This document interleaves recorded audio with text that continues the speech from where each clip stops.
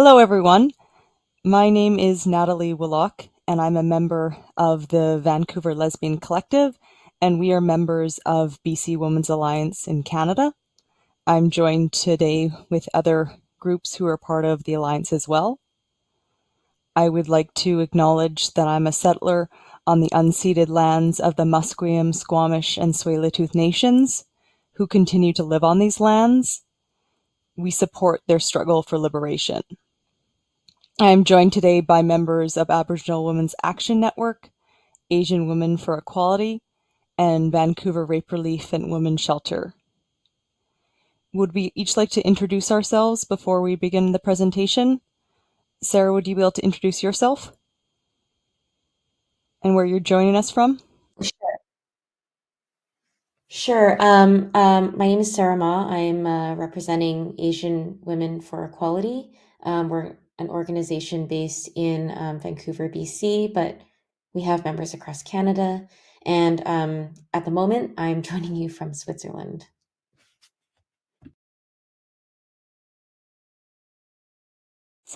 Megan, would you be able to introduce yourself and where you're joining us from?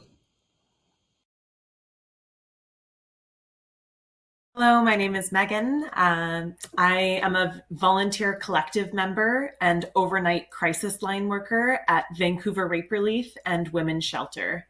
And I'm joining today from Squamish and the unceded territories of the Musqueam, Squamish, and the Tsleil-Waututh nations.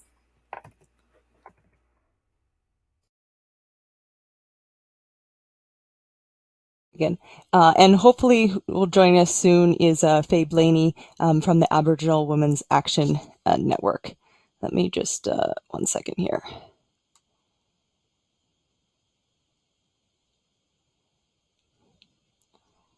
All right, so BC Women's Alliance is a growing provincial coalition of feminist groups and individual women in the women's movement. At the beginning of the COVID-19 pandemic, we began meeting to reveal, record, and fight the forces working against women. We believe that the pandemic has magnified and intensified existing sex, race, and class inequalities faced by women in Canada. These forces have the greatest impact on working class, poor, racialized, and Indigenous women, and we see that no woman is free until all of us are free. And here I'm showing right now is on our website, which talks a little bit about us as well as our actions we have taken. And we want freedom for all women.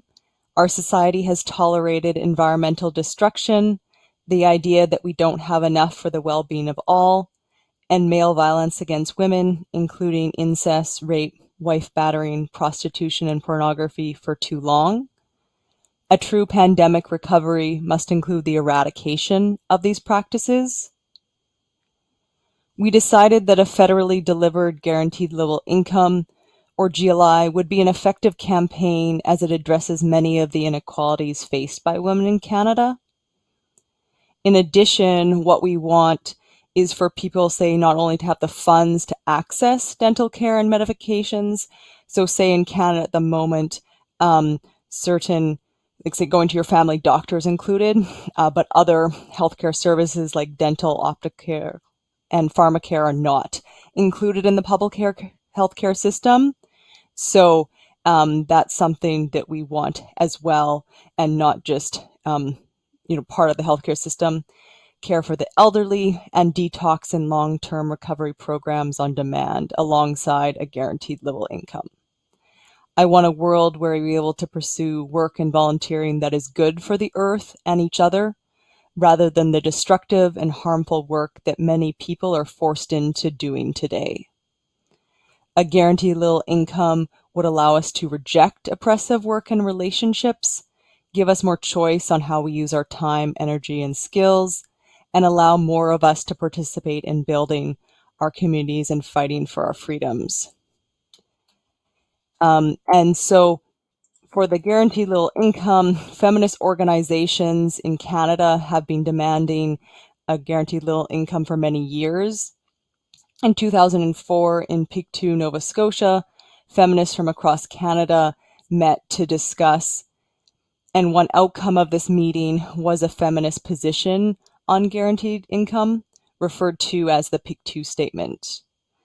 As outlined in it, quote, everybody is entitled to economic and physical security and autonomy and a fair share of the commonwealth, end quote. What we as the BC Women's Alliance want a GLI to look like is rooted in this statement.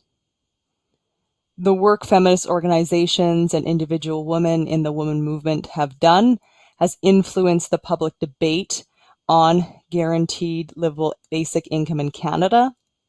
Last December, 2 bills were brought forward. Bill C-223 from a federal member of parliament, Leigh Gazan, and Bill S-233 from Senator Kim Pate, which act to develop a national framework for a guaranteed livable basic income. And if these bills would be passed, then they would establish the first national framework for an unconditional guaranteed livable basic income for all persons over 17 across Canada. So for the BC Women's Alliance, we have a particular version of guaranteed livable income that's given without a means test or other conditions to all individuals who make their home in Canada, whether citizens or not, and that is set at a rate that is livable. A feminist guaranteed livable income, along with other public programs, would give women more choice in our lives and enable women in all in BC and Canada to live a dignified and autonomous life. To ensure that a GLI would work for all women, a feminist guaranteed livable income has a number of components. And from reviewing some of the BN conference, it seems like there are some agreements, and then we also have some other additional details that we think are required. So the first one is that it would be publicly funded and federally delivered, because it is women's economic security is a public responsibility, and all women should be able to access it. It would also ensure that no one is worse off than before. So there would be complementary social and community supports in addition to the individual income. And this includes better and all-encompassing healthcare systems. As I mentioned, in terms of Canada, some is publicly delivered and others we would want to be done so. Free post-secondary education and universal childcare. Be universally applicable, so everyone making their home in Canada would be able to access it regardless of citizenship status. And then be unconditional, so there wouldn't be any bureaucratic requirements or controls like proof of work history or checkpoints with the social workers. And what's really important from a feminist perspective is for it to be individual, so that individuals and not families or households would access it. And this would protect women from being trapped with men to be able to access it. And then a livable amount. So everyone should be able to live with adequate and comfortable means for a dignified standard of living with the GLI.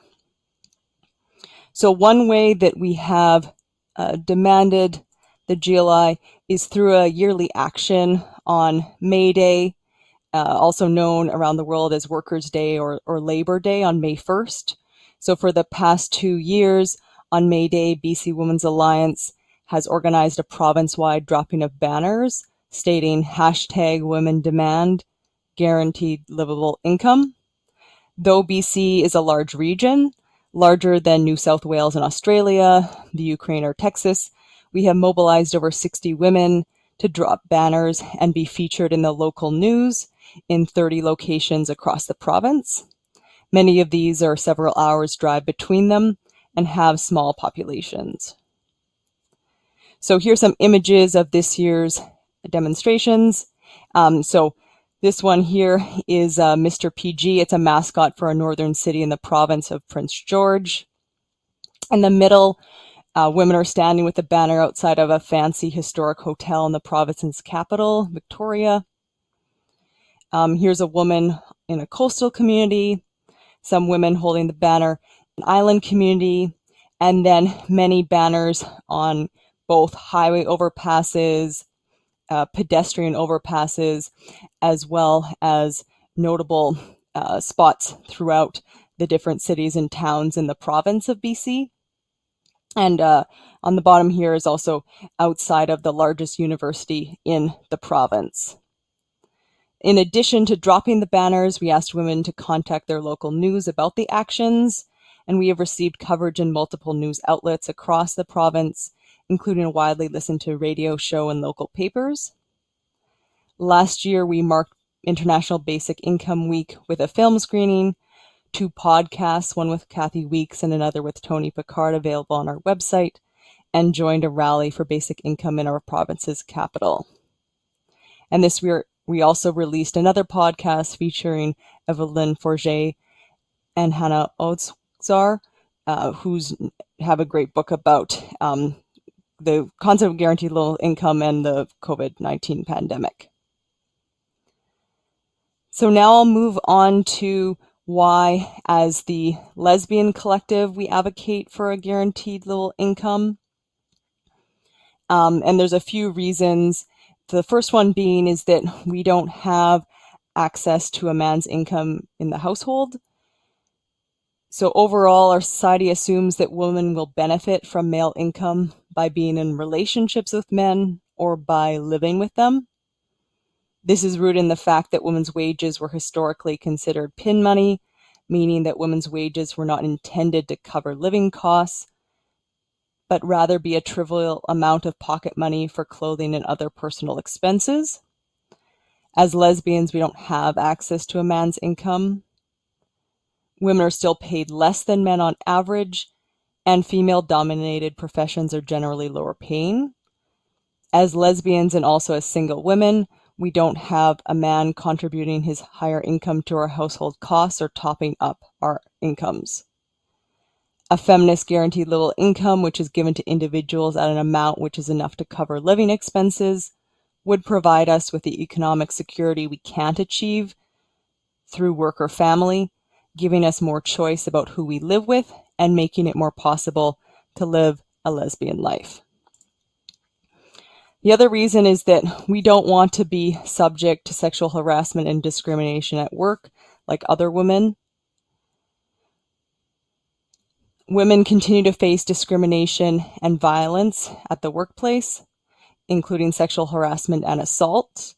A 2020 study from Statistics Canada reports that 1 in 4 Canadian women have experienced sexual harassment in the workplace. Human resource departments often do not have the best interest of women in mind and may prioritize the interests of the employer. Women are often ignored, not treated seriously, or told to accept conditions of the workplace. A feminist guaranteed little income can provide the resources we need to say no, including giving the ability to women to refuse harmful work conditions and turn down work that puts us at risk. In addition to being lesbians, we're also feminists, and we want all women to have the freedom to define their sexual and bodily boundaries. The majority of women are not lesbians, and men usually have more economic power than women. This greater economic power men usually have contributes to men being able to be coercive, controlling, and violent in their relationships with women. Many women face constrained decisions on how to live their lives, for example, between prostitution and poverty, or a sexual relationship with a man and being able to support her children. We don't think that those are real choices for women, and a feminist guaranteed little income would give all women the ability to make real choices about sexual and bodily autonomy in our lives. Lesbians also have the same social and caretaking roles as other women. So in addition to paid work, women spend much time doing unpaid labor, including caring for children or family members, household shopping, and other household work. Statistics Canada found that women spend an average of 3.6 hours per day on unpaid household work, 50% more time than men. Caring work continues to be unpaid and unrecognized as valuable in our society. During the AIDS crisis, lesbians cared and advocated for gay men on the front lines. Lesbian aunties, whether biologically related or not, pitch in for childcare or are there in times of need. And during the pandemic and other times of crisis, with schools, daycares, community centers, and other services closed, women are expected to take on even more unpaid work and asked to be flexible about our time and income to care for others, which often comes at a cost to us. A feminist guaranteed livable income can give us the time we need to care for others in our lives without suffering the cost that often comes with unpaid work. And finally, with many women continuing to face male violence, lesbian bashing, low wages, the burden of care work, the climate crisis, and other outcomes of sexism, racism, and classism, there are a lot of ongoing struggles and changes that need to happen to improve this world. We want lesbians to be able to organize autonomously in our own interests. A feminist guaranteed livable income can give us the time, economic security, and resources we need to organize on behalf of ourselves, other lesbians, and all women, allowing more of us to participate in building our communities and fighting for more freedoms. We believe that a feminist guaranteed livable income would free women from worrying about basic survival and give women more choice in our lives. Not having to depend on male income or put up with male violence, women would be able to choose whom they live with, and it would be possible for more women to live a lesbian life. Women would be more able to join the movement struggling for urgent social transformation. Thanks for listening, and let me see if Fay was able to join us. Don't see Fay there yet, so I'm going to ask Sarah, would you be able to carry on with your presentation, please? I can. I think you might have to stop. There you go. Okay, perfect. Wow. Can you see both me and my slides? Affirmative. And yes.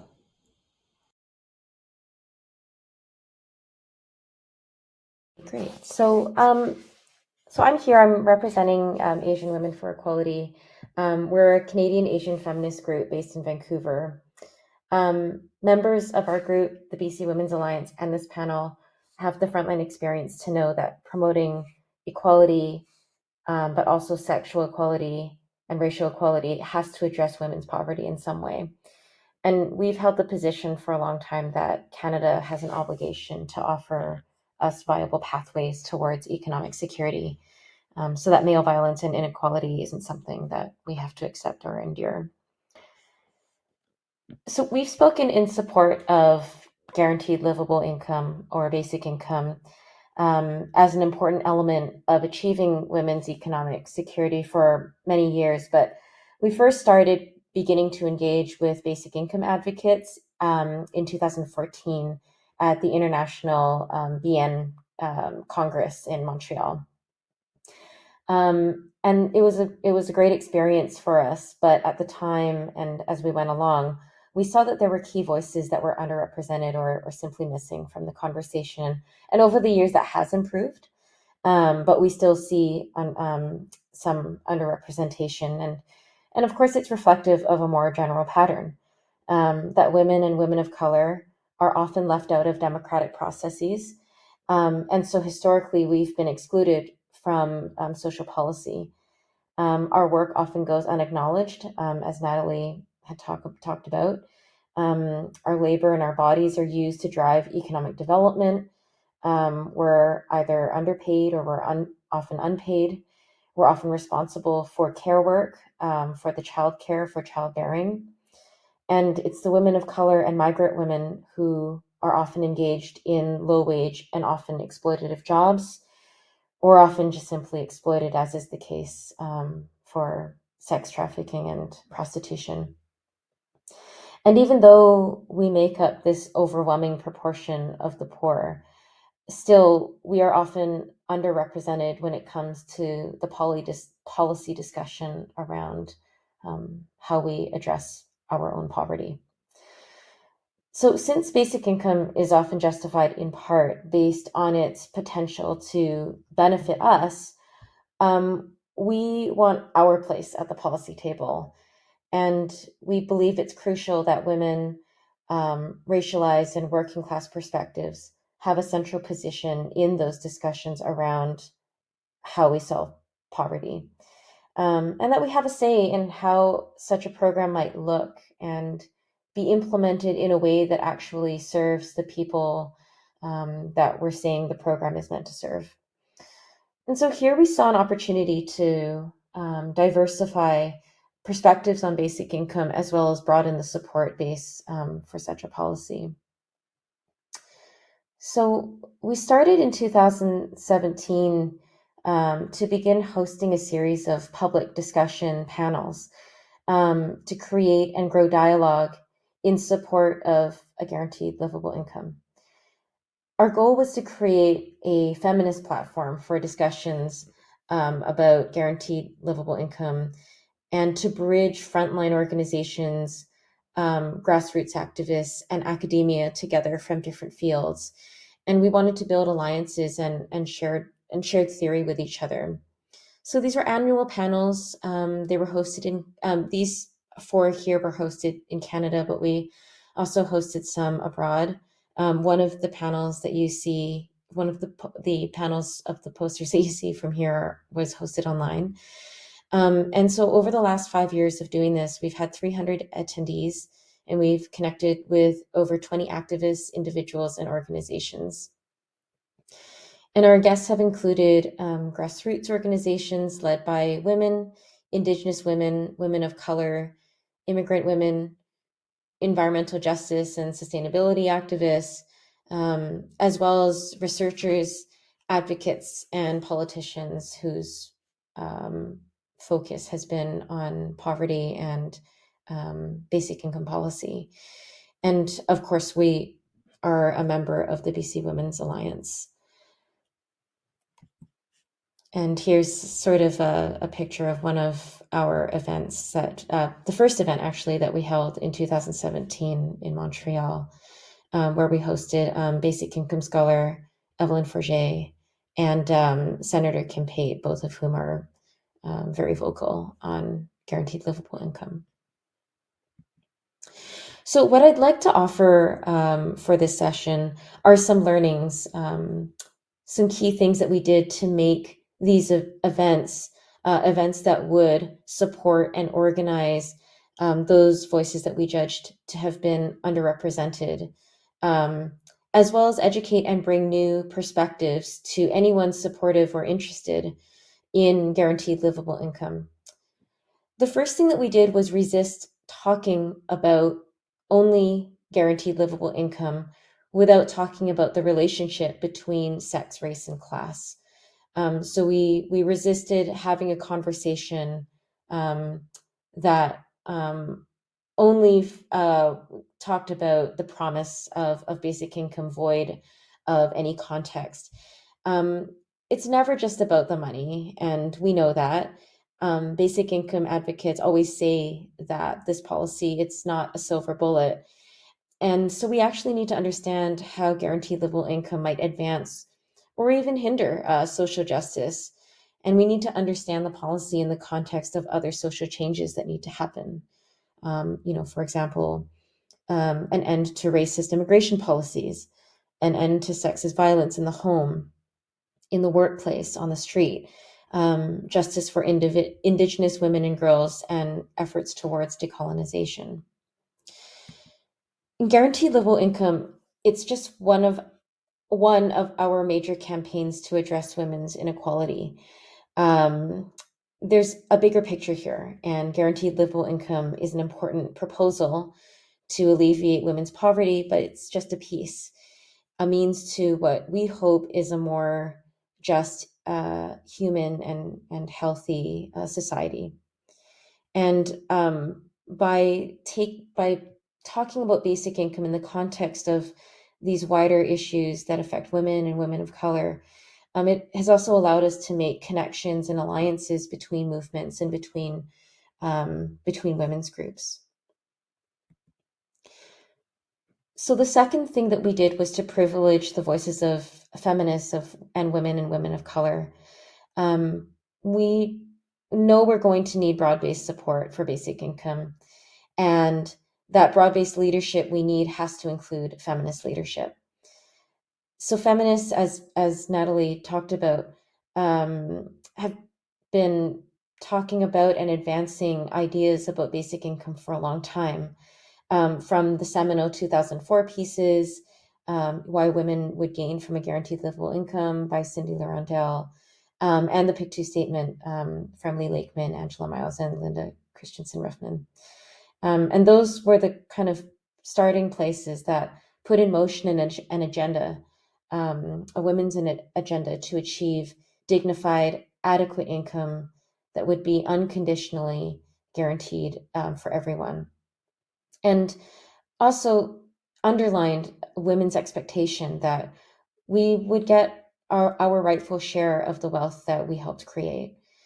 For these events, we also pointedly invited women and women's organizations who may not have necessarily been given the platform to speak on basic income and to bring their perspectives as women of color and Indigenous women, migrant women, and women working in a variety of sectors and disciplines. So from working class women to anti-violence workers, lawyers, politicians, climate justice activists.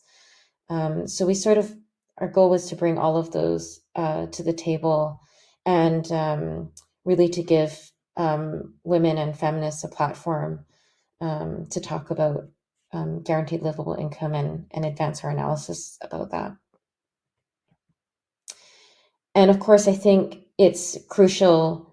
It's a crucial thing to cultivate not just existing feminist voices that are already talking about basic income, but also to cultivate new leaders and new thinkers with feminist analysis on the issue of guaranteed livable income and how we make it a policy that is going to benefit women and women of color.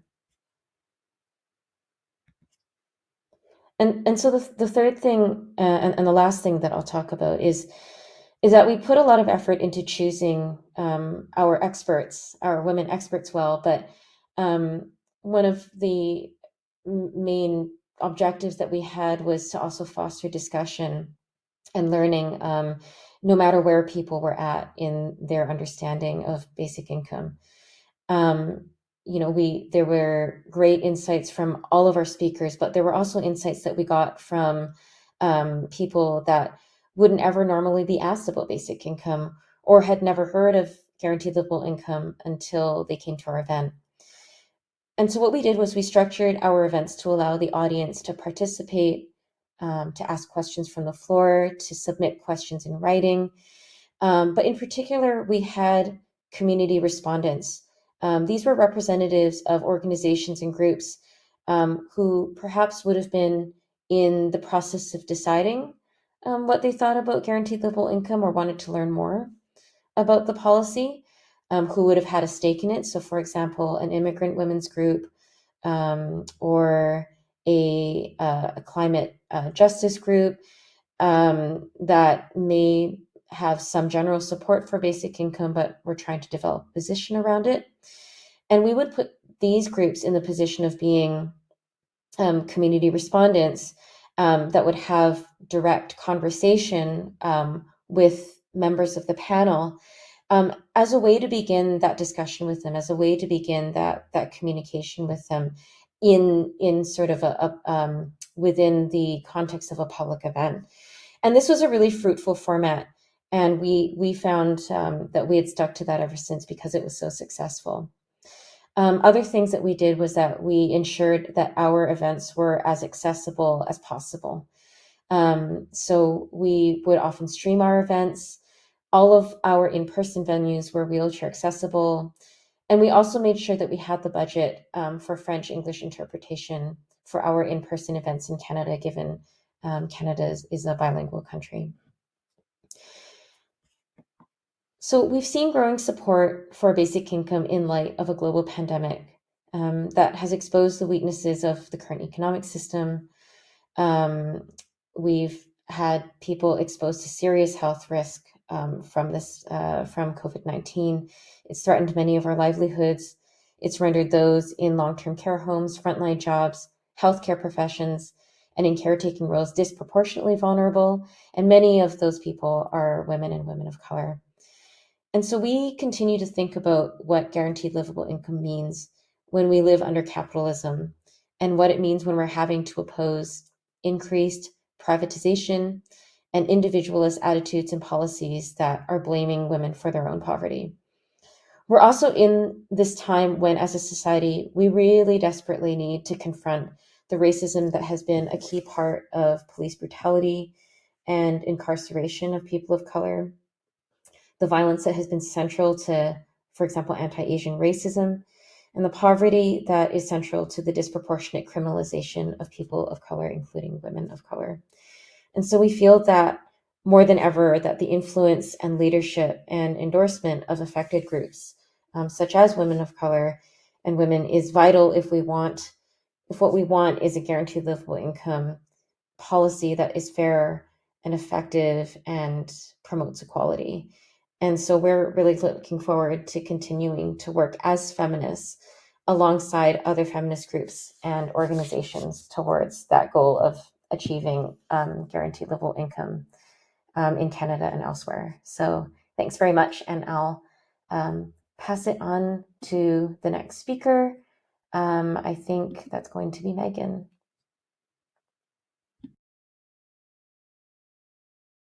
Thanks very much, Sarah. Once again, my name is Megan, and I'm a volunteer collective member, as well as an overnight crisis worker at Vancouver Rape Relief and Women's Shelter. Women's economic position is distinctly shaped by individual and systemic misogyny towards women that disadvantages us in so many ways. As you've heard from Sarah and Natalie, poverty has a huge impact on women's lives. And through my work on the crisis line and in the transition house, where we house women and their children who are escaping violent relationships with men, I see firsthand how poverty acts to restrict and limit women's ability to live healthy, comfortable, safe lives free from violence.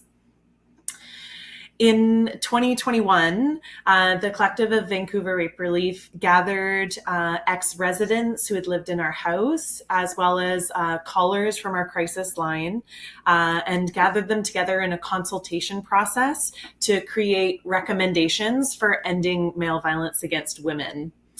And these women spoke to the conditions of their lives. And I'll be using quotes from this consultation to demonstrate how poverty specifically influences women's lives. And out of this project, we created 45 feminist demands to ending male violence against women. And addressing women's poverty is a huge part of addressing male violence against women. So the set of legal, policy, and social demands offer a comprehensive roadmap to stopping the crisis that is male violence against women, and guaranteed livable income, which is what our alliance, the BC Women's Alliance, is fighting for, is a big part of that fight. In our consultation process, one woman told us, "Poverty gives men so much power. I know so many women who have had to go back to their abuser because of that. If they can't work or they have a disability, it just becomes a really big problem for you because you can't afford it." We know from our work that the threat of poverty and financial insecurity forces women to tolerate male violence. We consistently hear that women are hesitant and choose not to leave violent men because they are unsure whether or not they can provide for themselves or themselves and their children alone. They're dependent on men. Poverty increases the vulnerability of women to being attacked, not just in their homes, but also on the job, on public transit, and on the street. Women in poverty are left with fewer options to resist and fight back against the male violence which they do experience. Because when you have to choose between speaking up about a boss who might be harassing you and potentially losing your job, or continuing to have an income and be able to put food on the table for yourself and the kids, that's a choice that some women have to make.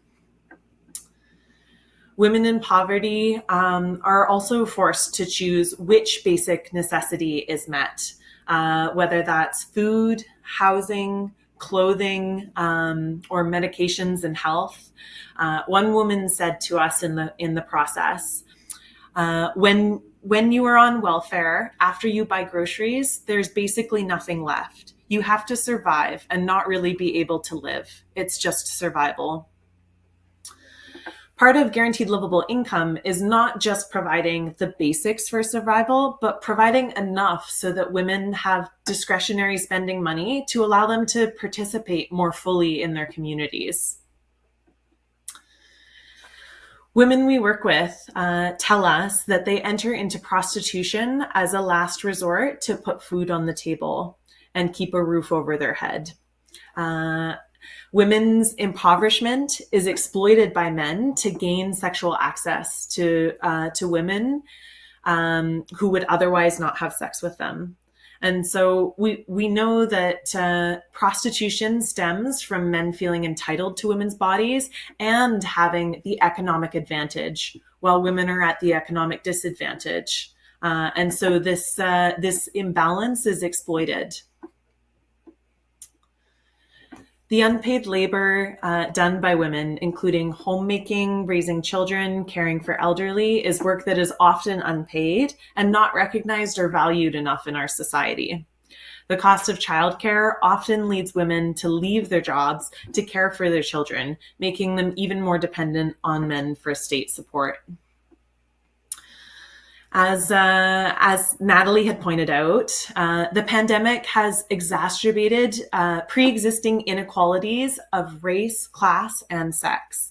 The report Unmasking Gender Inequality identified that women lost 60% more jobs than men and were often employed in industries that were most affected by public health measures, including retail, education, healthcare, and food services. And at this time, inflation is putting pressure on women's financial situations. The cost of food is ever increasing, and housing is already unaffordable and continues to increase in cost in Canada. So this is the situation of women's lives here in Canada. Women connected to us have never asked so much for help with groceries. Women's main requests for physical help center around providing basic necessities for themselves and their families that aren't being met. And this has been a huge ask from our callers that call the crisis line, ex-residents getting in touch with us who have lived in our transition house before. With the inflation as it currently is, it's really, really difficult for women to meet their basic needs for themselves and for their children. The cost of living is far too high for women and single mothers. Part of our demand for guaranteed livable income is this piece of it being unconditional, and that's really important. The ever-present influence of patriarchy also manifests in the paternalistic state, which regulates and dictates how individuals can spend money which is given to them.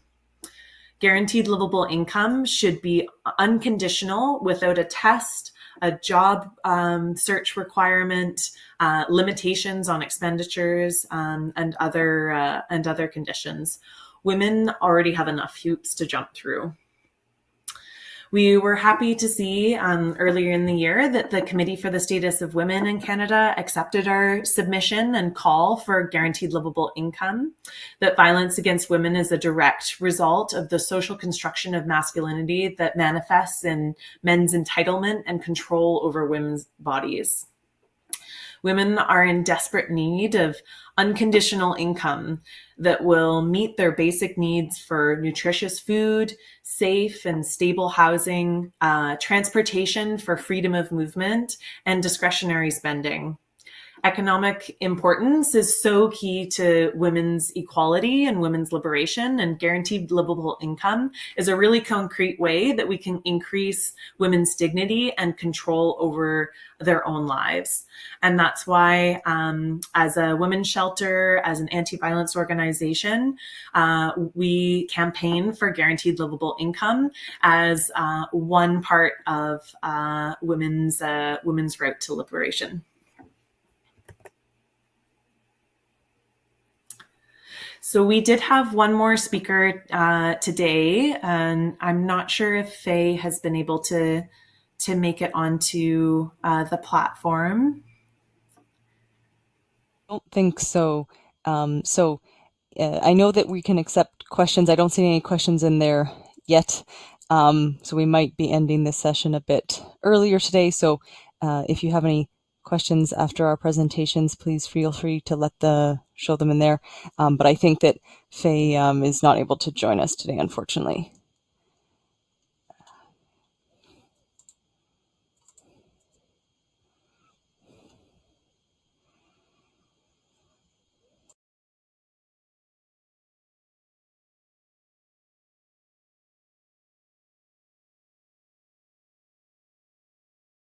If we do have a little bit more time, I wanted to highlight some of the points that my fellow panelists made that that I thought were particularly important, and maybe if anyone wants to expand a little bit more on what they've said. But Sarah, I really appreciated the point that you made about the link with.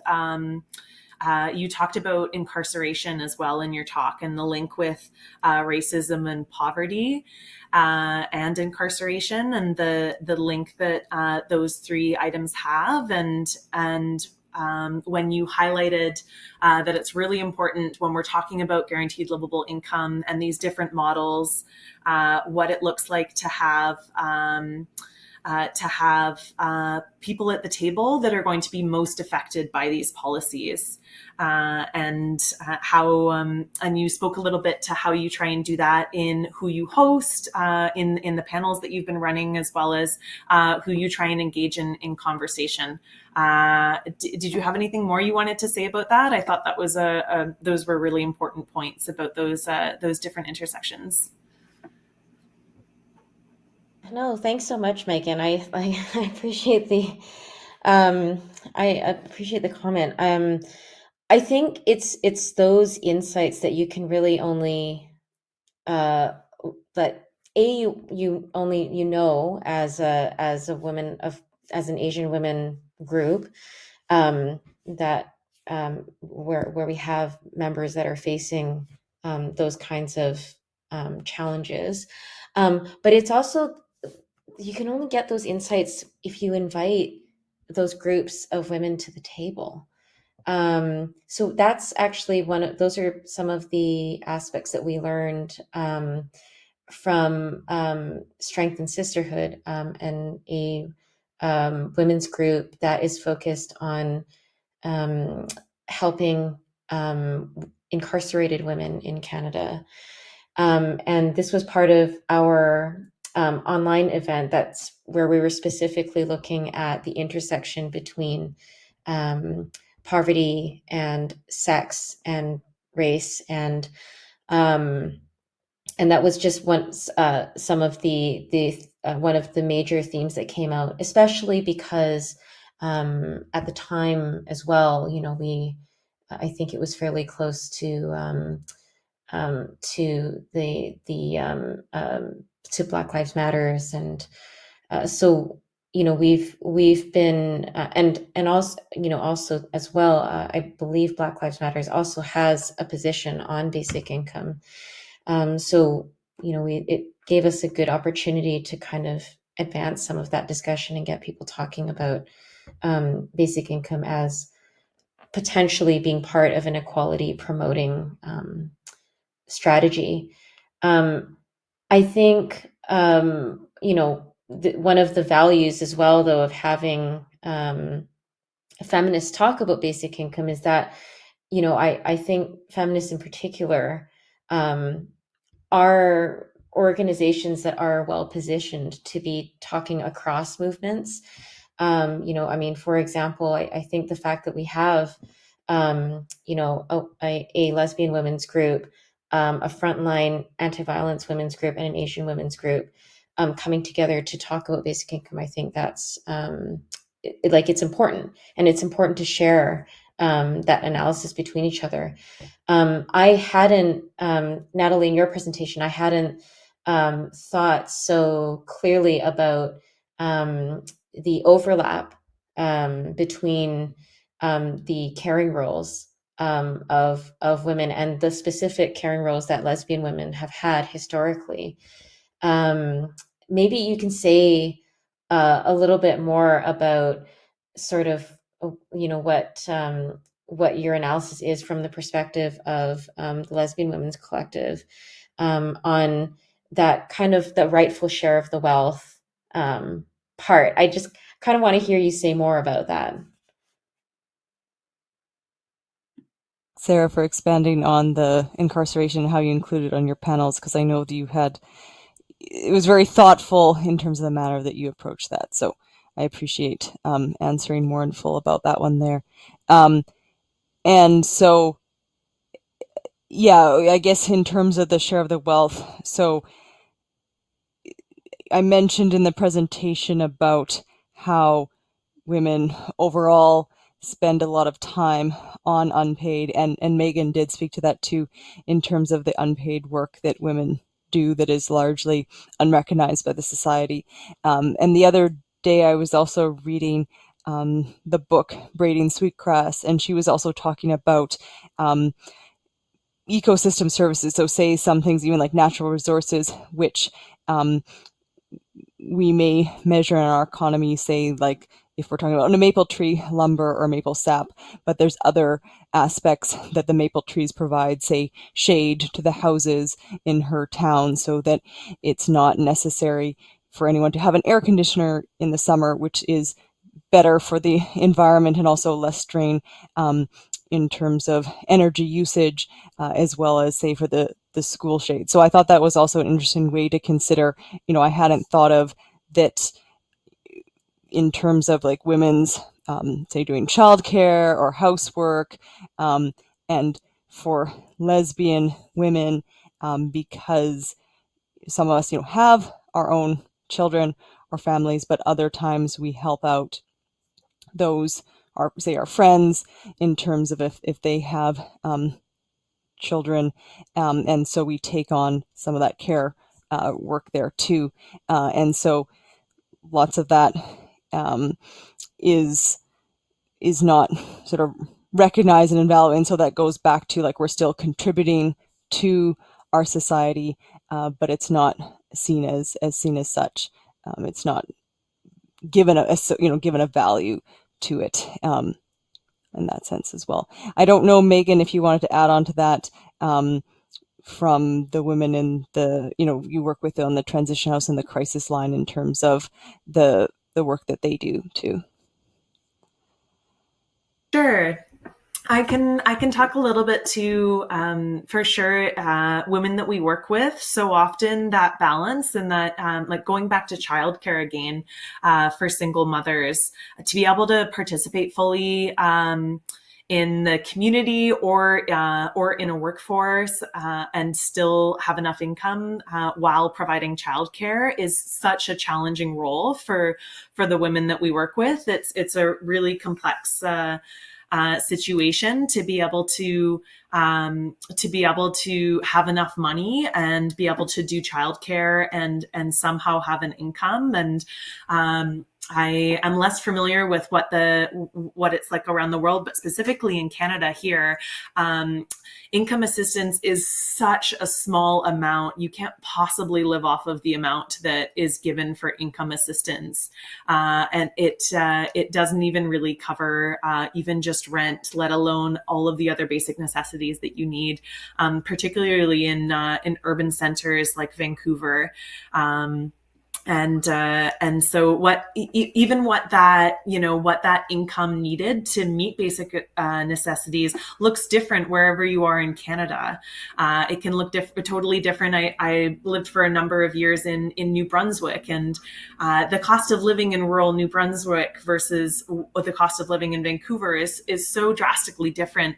But even so, the amount of money that's available for women is not enough to live off of. It's not enough to meet the requirements, and particularly for women who are in our transition house, or women that call our crisis line and are trying to balance all these things. Women in poverty are in such a tricky situation, because even when they are on forms of assistance, sometimes there's a system that penalizes you if you do end up getting work, and it's very difficult to get ahead, and it's very difficult to get off of certain support systems. And there's so many pieces of those conditions of being on any kind of income support. So it definitely is a real challenge for the women that we work with. If we So made me think about, like, with that women sometimes go into debt to pay for childcare, if they also want to, say, further their careers, because in Canada, and so that's one of the reasons why we also, in addition to GLI, want universal, so a public childcare system, so that women are also not penalized for that. Absolutely. And I think that's part of the part of GLI that you were talking about at the beginning. No one should be worse off. What does it look like to still have services? What does it look like to still have social services? And what does it look like to have childcare and healthcare and all these supports? And what is the cost of them? And are they, what does it look like when people are better off when they're on a guaranteed livable income, and how that affects the need for other services, and what that can look like. And I think I'm really sad that Fay isn't here, because I think Fay has some really important insights on this perspective of Indigenous women as well. And we were talking a little bit earlier, and Sarah was speaking to that importance of having those who will be really affected by these policy changes at the table, helping make those decisions. And so it's too bad that Fay couldn't be here today to give more of that context. That's really important for us here in Canada, is that Indigenous perspective of what is really needed, and what the implementation of something like a guaranteed livable income could look like. I think it's going to take a lot of work, and I'm also sad that Fay can't be here, because I think the challenge with guaranteed livable income, and there are some strengths with how we understand and how we rationalize basic income, and how we've kind of come away from the idea that people should earn their survival. I think that sort of notion has been challenged, with the basic income discourse. But one of the things that I struggle with is the fact that even so, it's a policy that is, we're under capitalism. It's still a policy that is very much tied in with, the capitalist structure. And I think more and more, I think feminists have, in particular, have been really kind of innovative in thinking about what lies beyond that. So my understanding of the PIC2 statement in 2004 was that it was written at a time when there were some pretty severe cuts being made to income assistance and to welfare. And many women had realized that had realized that the reforms that they were fighting for in welfare, well, all of those structures were kind of being cut back. They weren't there to work with, and they were completely outraged. And what it led to was thinking about instead of welfare reform, um, to think about a guaranteed livable income, a way above poverty unconditional income grant instead. And I think that's kind of where we need to be. I think we need to be sort of talking more about, what in positive terms, what we want. I think the thing, at least for my group, that we have really tried to promote some thinking around is the fact that sometimes basic income is called a citizen's income. So actually a lot of basic income policies have been designed only to serve citizens of a particular country. But we know that those that are often in poverty in countries are often those who are immigrants, those who don't have permanent residency, those who are refugees. And so our group has placed as a priority that we would advocate a basic income that for anyone that is landed in the country. And it's important because many women are trafficked. Women enter the country as mail order brides in precarious labor situations. They are under the control of their employer or an abusive husband, and we would like to advocate for a basic income policy that would help those women as well. So that piece for us is kind of an essential aspect of a basic income policy that we envision, and it's often not one that I think is normally discussed too often. And that's really important also for certain, like say to Canada, we have this domestic caregiver program where women, immigrant women come to Canada, but they're tied to an employer or a type of employment. And so often then they're treated very poorly and taken advantage of, and that they're stuck in that situation. So that's also a good point, Sarah, you make about who gets it, to ensure that it doesn't create this hierarchical system, and that anyone in the country, has access to it, so they're not facing violence or discrimination in the workplace. And like in the framework too of rightful share of the wealth, right? I mean, it is it is often immigrant women that are making huge contributions to the country. But kind of even zoom out, globally speaking, you know we've had you know we've had imperialist control over different countries. We've extracted resources from poor countries. Um, these are also countries that, as a result of the consumption and production and natural resource extraction that has been carried out by more wealthy countries. Now many of these countries are suffering the effects. They're the ones that are suffering the effects of climate change. And it's women, I feel like it's women in these countries that are often picking up the pieces.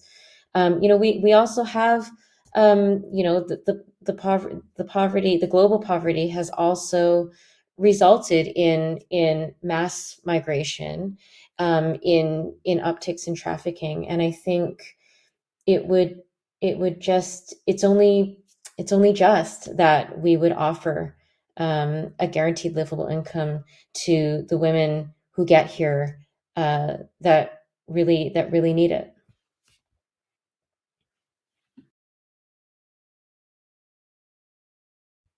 I don't know, Megan, if you wanted to say something about that in terms of what you've seen at the transition house and what you've seen immigrant women and what their needs are.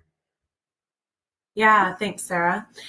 It's just as you said, women who have really precarious immigration status in Canada are really caught in situations, particularly if for women whose sponsors to be here are their men or their husbands.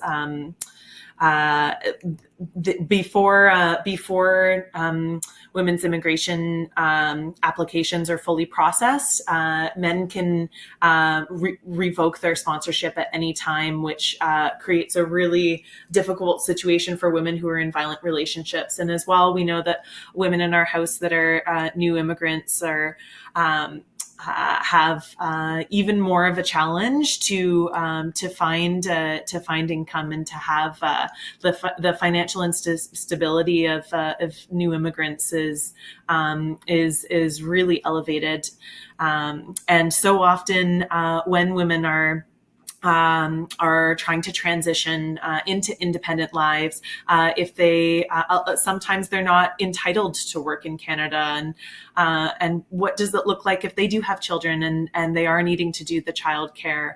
And so we definitely do see it is a very difficult situation for women who are living in our house and callers who are new immigrants to the country, and we do support the guaranteed livable income being available to everyone who is here in Canada.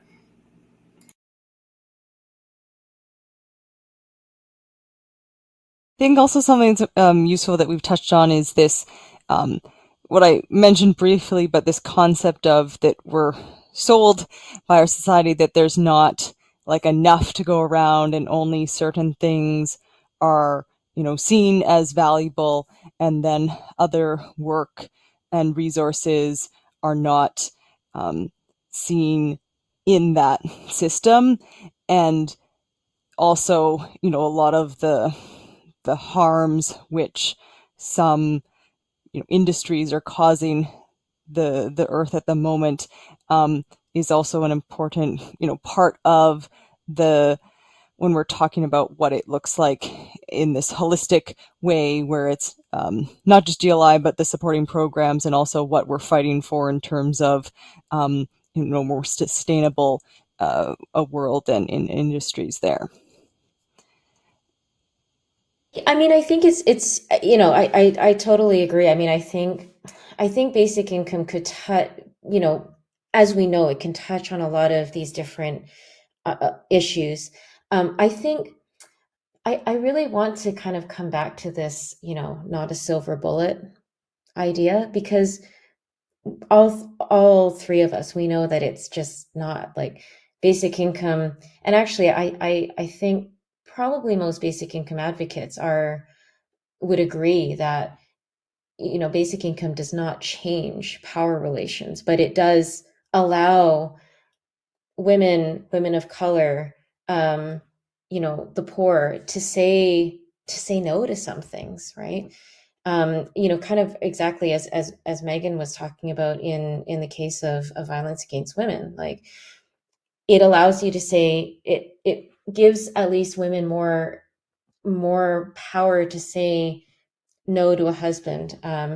It gives us a greater ability to say no to an employer, to be autonomous, to self-organize as women.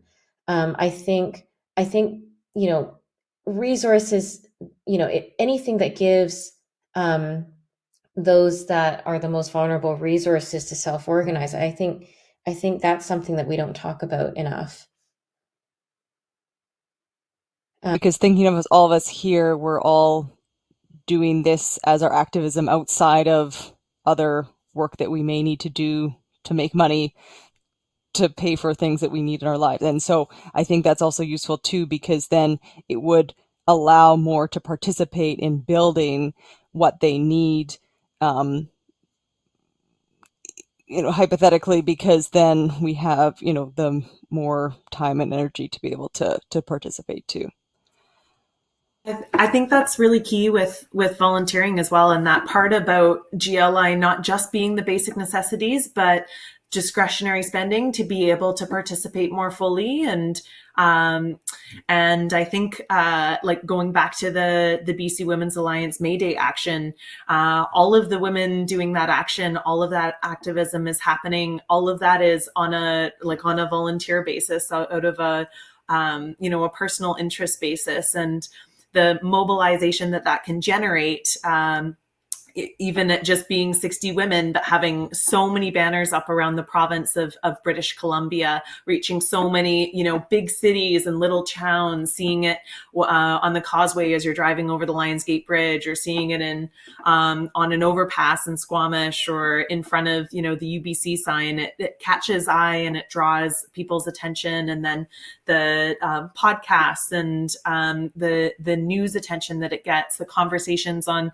CBC radio, and the Asian Women for Equality's panel discussions that they're raising. All of these actions are happening, and the title of our talk, our panel session about pursuing a guaranteed livable income from Canadian Feminist Grassroots, what that looks like as grassroots organizations that are so heavily contributed to with volunteer time of women outside of the regular paid positions, outside of the regular 9 to 5. What it looks like for women to be contributing and having that time for activism will also be able to shape our societies in directions that are can be nothing but positive.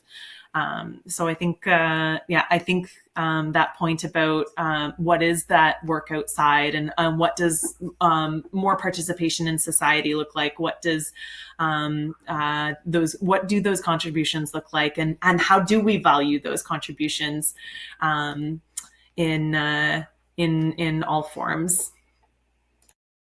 Imagine where we'd be if some of our paid time was freed up to do more of this work. And again, I think the basic income policy, it's going to be helpful to the individual, but of course it completely doesn't negate the need for, funding for women, like specific funding for women's groups. And it will help, but is probably not sufficient for a fully autonomous women's movement, where we have the time and we can talk to each other and decide what the agenda is. We've managed, but I think for sure, basic income alone, it's not, basic income is certainly not a replacement.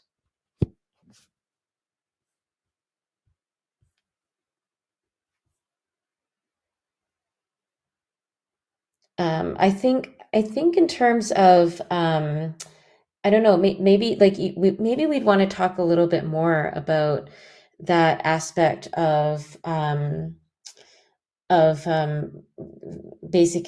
threat of basic income replacing other programs. Maybe, but I'm not sure if we covered that. What do you think? Like the concept that sometimes it's that, okay, we'll get this income and then there'll be less social services because you're responsible with that income to then. Do you mean that? I mean, I think we all have an agreement, or we have agreement within our group anyways, that, basic income, it's a helpful individual level intervention, but certainly can't replace other important supports, such as, subsidized universal childcare. And like addiction recovery services. Guaranteed livable income isn't going to, eliminate addictions. So having, on-demand recovery services that are women only as well. Having exiting services available for women in prostitution. The wait to get into exiting services and into detox right now is there's quite often a wait list, and for some exiting services, it's very, very long. And so having all of these other social programs, or what does it look like to support youth? What does it look like to have those childcare programs? How do we continue to have a more comprehensive healthcare that includes optical care and prescriptions and medications? So for sure, it's not guaranteed livable income isn't meant to be a replacement for these things. It's meant to, a lot of it definitely has the potential to lessen the need for certain services, but not in its entirety. So many of the social services that are offered are still going to be needed to an extent, and so it can't offer a full replacement for that.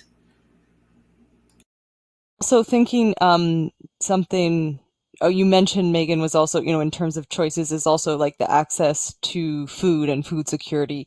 And so that, require me to be able to have fresh and healthy foods, and allowing, giving subsidies and supports to food growers and farmers is also one aspect which would help in addition to a GLI, regardless of what the cost of farming is. Because last year, when as part of the BC Women's Alliance, we screened 2 films about my week on welfare and the Manitoba Mincome Project. So looking at a pilot project in the province of Manitoba in Canada, and both of those ones, the people spoke to how much it was challenging to have access to nutritious and affordable food.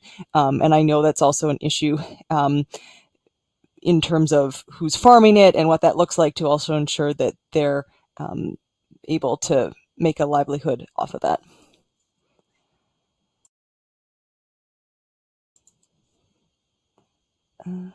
And I think also what's, in Canada, we've talked about what other programs could be useful. We also, have talked about, not so much yet in terms of what it would look like. In Canada, we do have a pension for people who have retired from work, and also there are child benefits. And then most recently, with a pandemic, there was this COVID emergency response benefit, or the CERB, Canada Recovery benefit, and Canada Emergency Response Benefit. Sorry, the C threw me off because it stands for both Canada and COVID. And so in this case, the government was very easily able to quickly implement getting funds to people in Canada. And so that was also a good example of how it would be possible for us to implement a GLI in Canada. I think it was definitely something that, I think it inspired a lot of people to get on board with basic income, but I mean, it was, we have always been told that, oh, it's an impossible policy, and yet here we see a whole bunch of countries roll out something that looks very, very much like like a basic income. And I wonder too, right? I think there were lessons to be learned from those programs. And what I hope is that in the studies to come, that we see those programs as kind of test runs. That said, most test runs that we've seen very, very good impacts on health outcomes, on education outcomes. Mincome Canada had one of the earliest basic income pilots, as most people in this conference will know. So I think the evidence is just so incredibly strong. And I know, Megan, I think Vancouver Rape Relief and Women's Shelter, I think they had some data of their own on one of the programs that you were running. Are you talking specifically about our HPP program run through BC Housing? Yeah, off the top of my head, I I don't have any of the statistics off the top of my head, but if participants from the conference are interested, I would like to direct people towards both the BC Women's Alliance website as well as the Asian Women for Equality's website and Rape Relief's website. As places to read more. For sure, part of our work as a frontline organization is to organize and strategize and develop our own statistics on male violence against women, and that also has to do with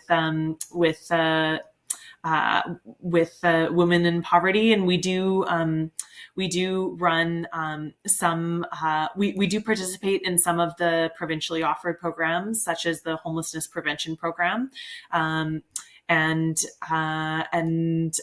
I can look into where I might be able to find some statistics about that. I can't remember off the top of my head recently what has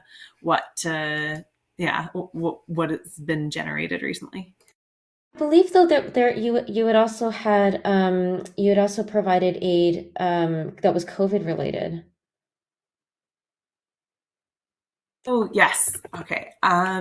One of the statistics that I had quoted was from, let's see. Give me one moment. I'll see if I can find the link and post it in the chat. Well, I know that our chat, that the audience won't have access to that, but is it on the website for Vancouver Rape Relief? Yes. We can find some way to circulate that if members of the audience are interested.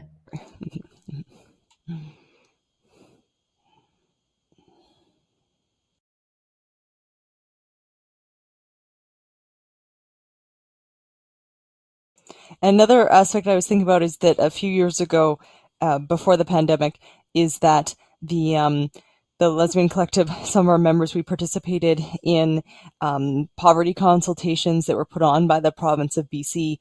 And one aspect that we noticed about that is that some of the people who attended those were, say, asking for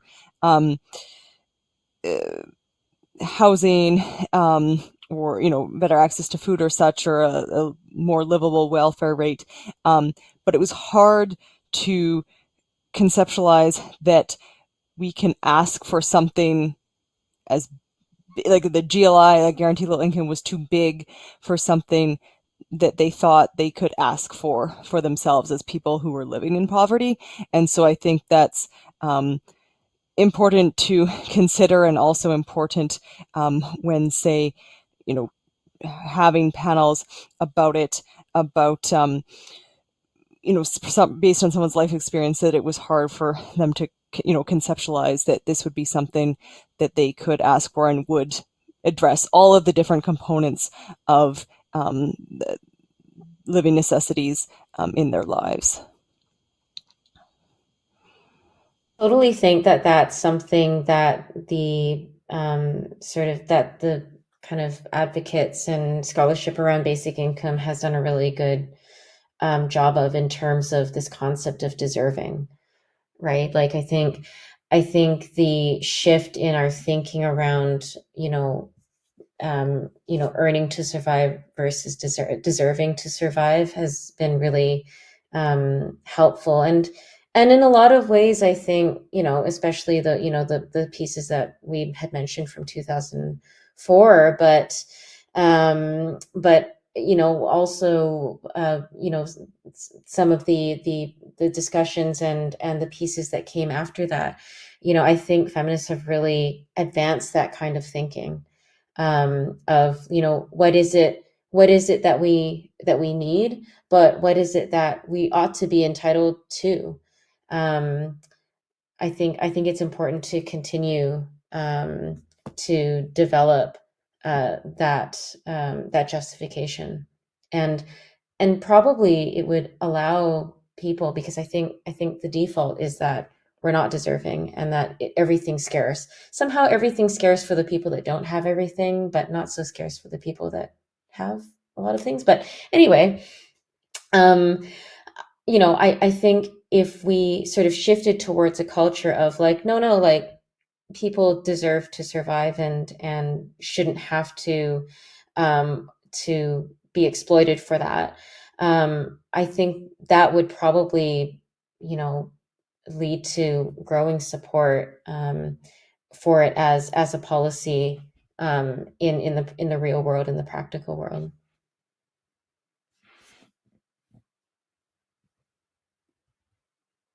And that's what I see as one of the bigger mindset shifts to have with certain people in my life is around having the guaranteed livable income, is that there is enough for all of us to go around.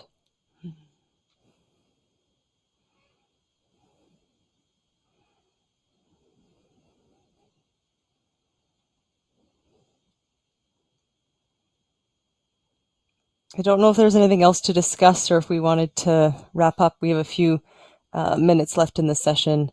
If there's anything else.